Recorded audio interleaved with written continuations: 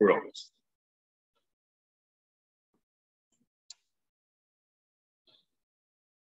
Bendiciones, shalom para todos los que se están conectando en esta transmisión. Les bendigo grandemente, un abrazo.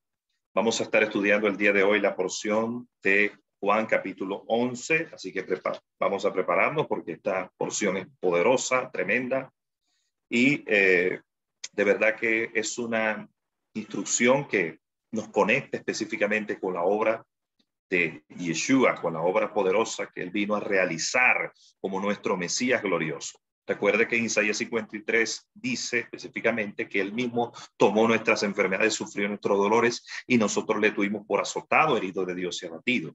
Mas él herido fue por nuestras rebeliones, molido por nuestros pecados. El castigo de nuestra paz fue sobre él y por su llaga fuimos nosotros curados. Entonces, nuestro Yeshua, nuestro amado Adón, vino a manifestar las glorias del Eterno, la gloria del Eterno, hemos dicho. Vamos a ver qué nos dice el capítulo 11, versículo 1. Así que mientras usted se va conectando, vamos a estar leyendo. Dice el capítulo 11, verso 1. Estaba entonces enfermo cierto hombre llamado Lázaro de Betania, la aldea de Miriam y Marta, su hermana. Y Miriam, cuyo hermano Lázaro estaba enfermo, era aquella que había ungido al Señor con perfume y enjugado los pies con sus cabellos. Esto fue un episodio donde esta mujer derramó su corazón. Uno de los fariseos llamado Simón la criticó y el Señor la defendió porque él conoce el corazón nuestro. Entonces las hermanas enviaron pues a decirle: Señor, y aquí el que amas está enfermo. Lo primero que vamos a notar es que este personaje llamado Lázaro era un hombre que tenía una relación cercana, era hermano de Miriam y Marta, que ya lo habían invitado en algunas ocasiones a comer en su casa. Eran talmidines, eran discípulos del Mesías, eran discípulos de Yeshua. Y había cuando dice el que amas, se sabe que el Eterno, Yeshua, es Yod-Heh-Vav-Heh, y él nos ama. Sin embargo, cuando se menciona el que amas, es para resaltar no tanto el amor que Yod-Heh-Vav-Heh siente por nosotros, porque el Señor nos ama a todos, sino que había para resaltar que había una relación especial, cercana, entre Lázaro y Yeshua. Y Yeshua amaba a Marta y a su hermana y a Lázaro. Aquí se vuelve a resaltar una vez más, cuando él dice amaba, no es que Yeshua no amaba al resto de los hombres, sino que, vuelvo y lo repito, se resalta la relación que el Señor tenía con estas tres personas. Luego, después de esto, dice a los discípulos, al oírlo, Yeshua dice en el versículo 4, esta enfermedad no es para muerte, sino para que la gloria de Elohim, para que el Hijo de Dios sea glorificado por ella.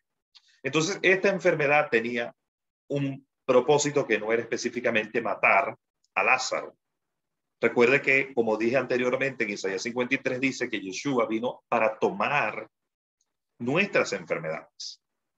Entonces, esta enfermedad ciertamente, cuando dice no era para muerte, es para específicamente para que Lázaro muriera en cuerpo o hubiera la separación del cuerpo de una forma permanente, sino de una forma, digamos, temporal. Entonces, y obviamente no era tampoco para muerte espiritual, me refiero a condenación eterna, sino que había un propósito para que el Mesías fuera glorificado a través de ella. Entonces, fíjate que dice que luego de esto, dice a los discípulos, vamos otra vez a Judea. Le dicen los discípulos: Rabí, hace poco los judíos procuraban apedrearte y otra vez vas allá. Yeshua respondió: no hay 12 horas en el día. Si uno anda de día, no tropieza, porque ve la luz de este mundo. Pero si uno anda de noche, tropieza, porque la luz no está en él. Dicho estas cosas, después les dice: nuestro amigo Lázaro se ha quedado dormido, pero voy a despertar. Entonces los discípulos dijeron: Señor, si ha dormido, será sanado. Pero Yeshua hablaba acerca de su muerte, mientras ellos pensaban se refiere al reposo del sueño. Lo que pasa es que hay que comprender esto de una forma correcta, de acuerdo a las Escrituras, porque recuerde que Pablo, el apóstol Pablo, en Tesalonicenses, cuando habla del levantamiento de la quejila, se refiere a los que duermen. que serán despertados. Lo mismo dice Daniel, que algunos serán despertados del polvo y unos son para vida eterna y otros para vergüenza y confusión perpetua. Pero cuando habla de dormir, no la escritura, o más bien Yeshua, cuando por ejemplo él hablaba de que la niña no está muerta sino que duerme, refiriéndose a la hija de Jairo, el principal de la sinagoga, que él resucitó. Y aquí al referirse que Lázaro duerme, es porque cuando la persona en Yeshua, en el Mesías, en Yod-Heh-Vav-Heh, fallece, esa persona se encuentra ausente en el cuerpo, pero presente en el Señor. Lo mismo sucede con alguien, es una semejanza de alguien que está dormido. Una persona que está dormida está ausente del cuerpo. En ese momento específico, mientras está durmiendo, está ausente de su cuerpo. Su conciencia, sus emociones, su ser no está consciente, está en inconsciencia porque no está ausente del cuerpo. Entonces, los que duermen, los que han muerto en el Señor, están ausentes del cuerpo, pero presentes en el Señor. Entonces, se maneja el lenguaje, el Señor maneja ese término, dormir, pero no es un dormir del reposo de sueño, sino un dormir de estar ausente del cuerpo, porque en espíritu están delante de Elohim, pero algún día estarán en su ser completo, es decir, cuando en la primera resurrección, cuando resuciten, resucitarán en todo su ser. No estarán ausentes del cuerpo, sino que todo su ser, juntamente con ellos, resucitará en un cuerpo glorificado. Entonces, a eso se refiere los que duermen. Yeshua dijo, no hay 12 horas en el día. Entonces los discípulos dijeron, Señor, si ha dormido será sanado. Y ahí el Señor le dice que no es dormir de morir, de reposar del sueño, sino de estar, digamos, temporalmente, digamos, desconectado, por decirlo de alguna manera. Recuerde que cuando Esteban fue apedreado, la escritura registra que él no dice murió, sino durmió. También dice, por ejemplo, cuando Pablo exhorta a la quejilá de Corinto, dice en esa exhortación, el apóstol Pablo dice que algunos de ellos por abusar del tiempo de compartir el pan, del tiempo de compartir el vino, dice la escritura que algunos de ellos habían dormido, es decir, que murieron porque fueron juzgados por el Señor. Entonces, así que Yeshua les dijo claramente, Lázaro ha muerto y me alegro por vosotros de no haber estado allí para que creáis, pero vayamos a él. Entonces Tomás, el llamado Dídimo, dijo a sus condiscípulos, vayamos también nosotros para que muramos con él. Entonces, este Dídimo o Tomás, ya desde hace un tiempito atrás, estaba manifestando síntomas de que era una persona de doble ánimo, de que era una persona que no estaba fundamentada correctamente y por eso necesitaba en su vida una revelación mayor, más fuerte. Cuando el Señor resucita, ese es el momento cumbre en el que él tiene que tomar una decisión.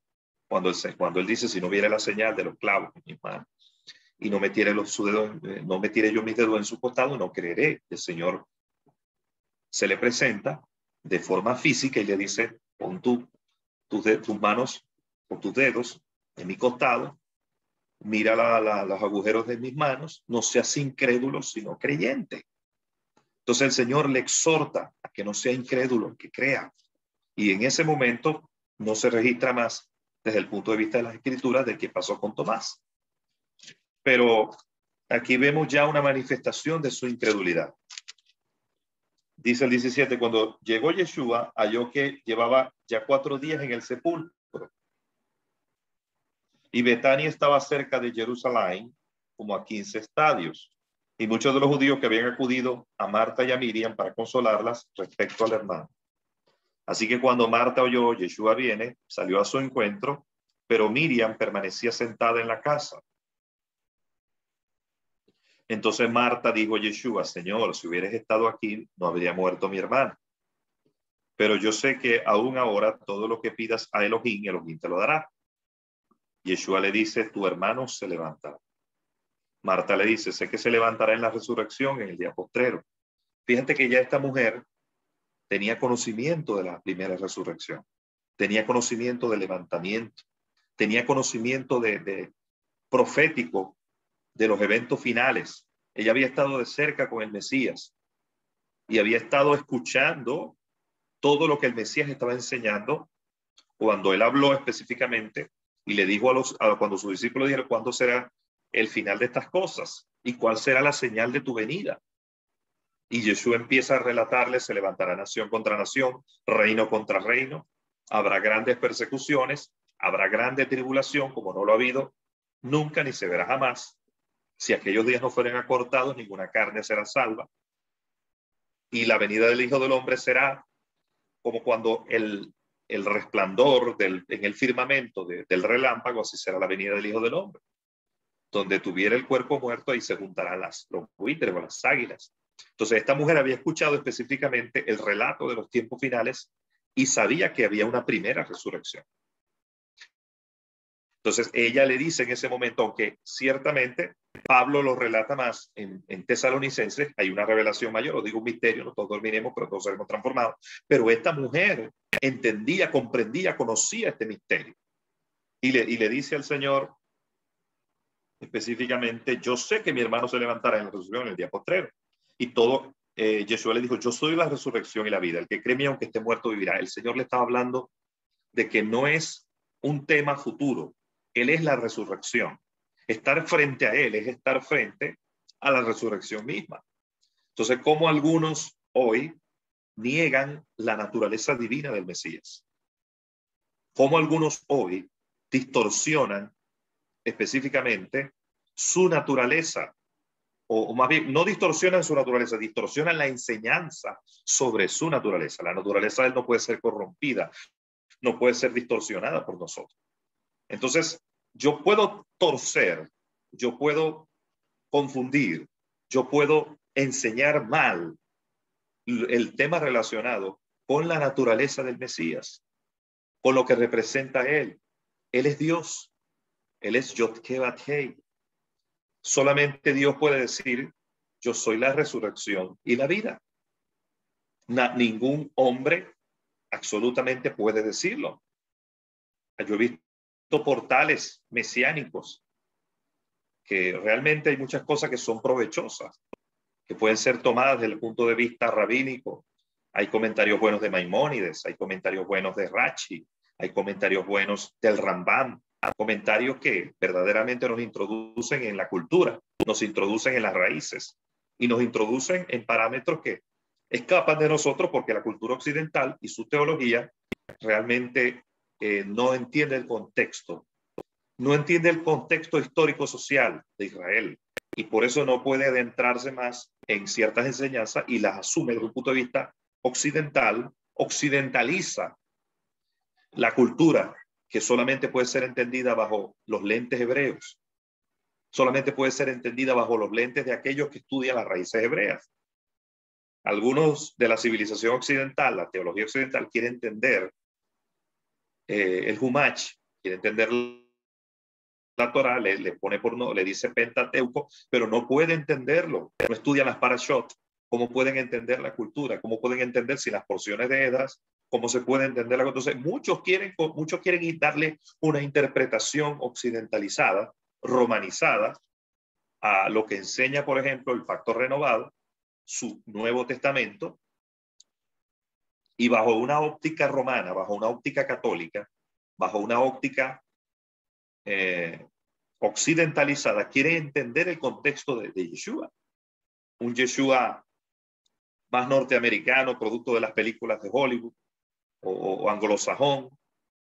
Un Yeshua con rasgos y facciones y actitudes totalmente occidentalizadas, pero no bajo una óptica hebrea, no bajo la cultura hebrea, no en términos de cómo se le ve.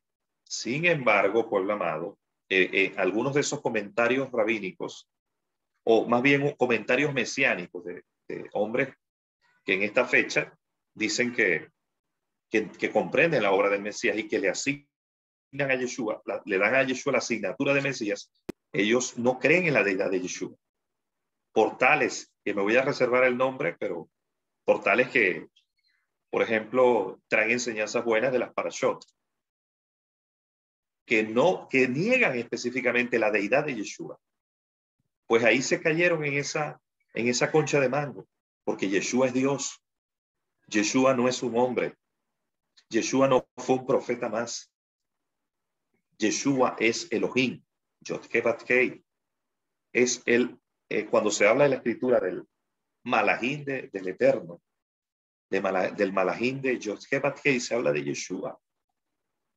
Él es el Dios omnipotente también, omnipresente y omnisciente. Entonces, cuando comprendemos la naturaleza, la deidad de Yeshua, entendemos por qué él dijo, por ejemplo, yo soy la resurrección y la vida. El que cree en mí, aunque muerto esté, volverá a la vida. Eso no lo podía decir jamás un hombre, porque ningún hombre puede decir yo soy la resurrección. Ningún hombre tiene la capacidad de decir yo soy la resurrección. Porque para tú poder decir yo soy la resurrección, tú tienes que ser el origen de esa resurrección. Una cosa es yo soy una manifestación de la resurrección de Yod-Heh-Vav-Heh. Eso lo diría un profeta. Por ejemplo, un profeta podría decir, yo soy una manifestación viva de lo que es el poder de Dios, de lo que es, por ejemplo, la resurrección del Eterno. Pero cuando el mismo Yeshua se atribuye y dice que Él es la resurrección, eso no lo puede decir jamás ni nunca un hombre, porque ahí está hablando de que Él es el origen de la vida. Por eso Él dice, yo soy la resurrección y la vida. Yo soy el camino, la verdad y la vida. Cuando Él dice que Él es la vida, es que Él es el que insufló sobre Adán aliento de vida. Si Él no fuera la vida, Él no la pudiera dar, solo recibirla. Sería una criatura más. Si el Mesías no fuera Dios, entonces sería una criatura más. Sería semejante a Adán, semejante a Miguel, semejante a Gabriel. Si él fuera semejante a Gabriel, él no sería el origen de la vida. ¿Cómo se justifica entonces que tantos portales mesiánicos nieguen la deidad del Mesías? Cuando él dice, yo soy la resurrección y la vida, yo soy la vid, vosotros los pámpanos, todo atributo personal que Yeshua se atribuyó a sí mismo es porque Él es Dios. Porque Él es el origen de la vida. Solo alguien que pueda aportar el origen de la vida, solamente Él puede dar la vida, y solo alguien que puede dar la vida, ese alguien es Dios. ¿Quién fue el que insufló sobre las narices de Adán? Neshama. Solo alguien que pueda aportar, solo alguien que sea el origen de la vida. Yeshua es la vida. Quiere decir que Él tiene el origen. A través de Él se fundaron los cielos y la tierra. Él fue el que dio la palabra y dijo, sea la luz. Y la luz fue. Solamente alguien que tenga verdaderamente la autoridad de decirlo de esa manera es porque Él constituye el origen. Él no es el receptor de la vida. Yeshua es el origen de la vida. Por tanto, Él es Dios. Aquí hay dos posibilidades. O es el origen de la vida o es el receptor en ese momento. ¿Yeshua fue receptor o Yeshua fue el que manifestó la vida en Lázaro?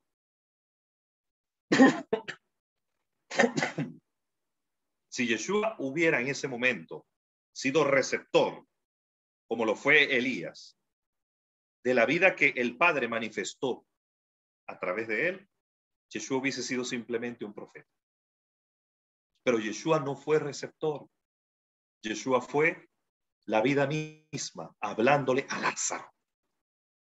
Una cosa es que te hable específicamente un hombre guiado por Dios. Y otra cosa es que el mismo Dios, otra cosa es que la misma resurrección sea manifestada y sea revelada sobre la tierra. Y él dice, y todo el que vive y cree en mí de ningún modo morirá eternamente. ¿Crees esto? Le dice, sí, Señor, yo he creído que tú eres el ungido, el Hijo de Dios, el que viene al mundo. Dicho esto fue, llamó a su hermana Miriam, diciéndole en secreto, el maestro está aquí, te llama. Cuando ella lo oyó, se levantó deprisa y fue a él, pues Yeshua todavía no había llegado a la aldea, sino que estaba en el lugar donde Marta lo había encontrado. Entonces los judíos que estaban en la casa con ella y la consolaban, viendo que Miriam se levantaba deprisa y salió, la siguieron pensando que iba al sepulcro a llorar allí. Cuando Miriam llegó a donde estaba Yeshua, al verlo, cayó a sus pies y dijo, Señor, si hubieras estado aquí, no habría muerto mi hermano. Yeshua entonces, cuando la vio llorando y a los judíos que habían llegado con ella, se conmovió profundamente en su espíritu y se turbó. Y dijo, ¿dónde la habéis puesto? Le dijo, Señor, ven y ve. Y Yeshua lloró, diciendo entonces los judíos, mirad cuánto le amaba. Y algunos de ellos dijeron, no podía este que restauró los ojos al ciego hacer que también Lázaro no muriera. Ciertamente él podía hacer que Lázaro no muriera. Pero había un propósito específico para que los judíos vieran la gloria de Dios, para que se manifestara una convergencia que ellos antes no habían visto, para que se manifestara en ese momento específico una convergencia con la resurrección y pudiera ser revelado el Dios de la resurrección.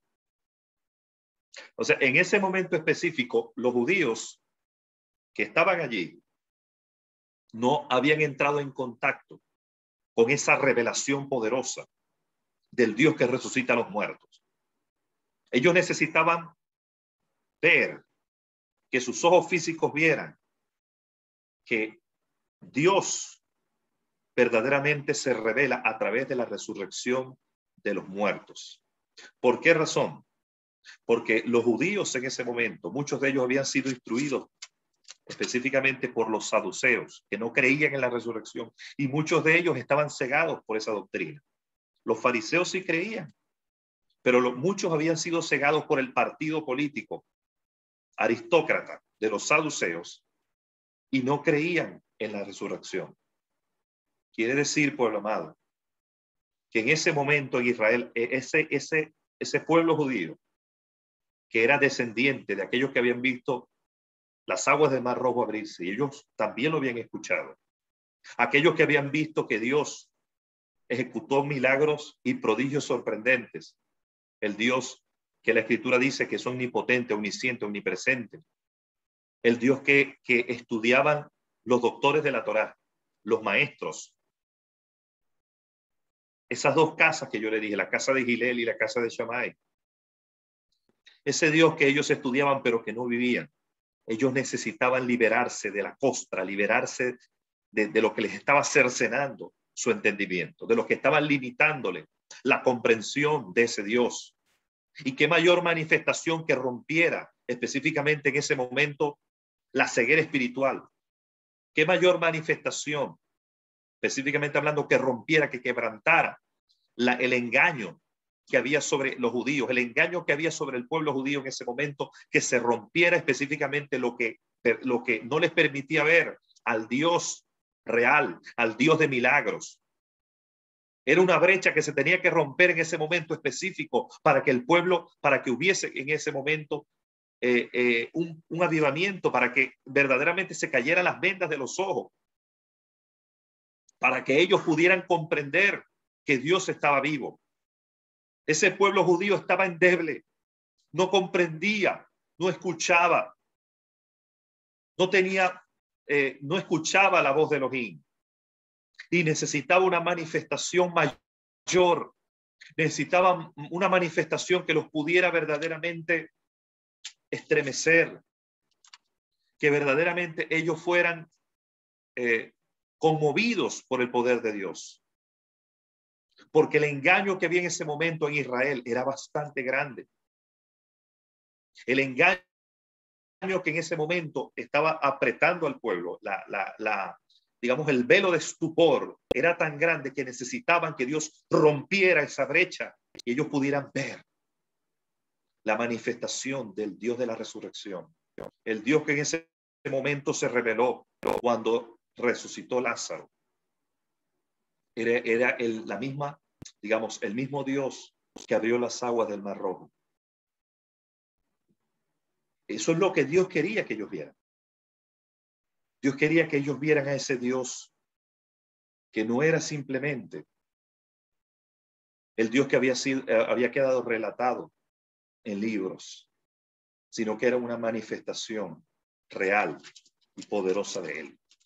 Ellos necesitaban esa manifestación. Yo quiero decirte, en este tiempo, los hombres verdaderos de Dios son aquellos que van a manifestar las obras de Elohim.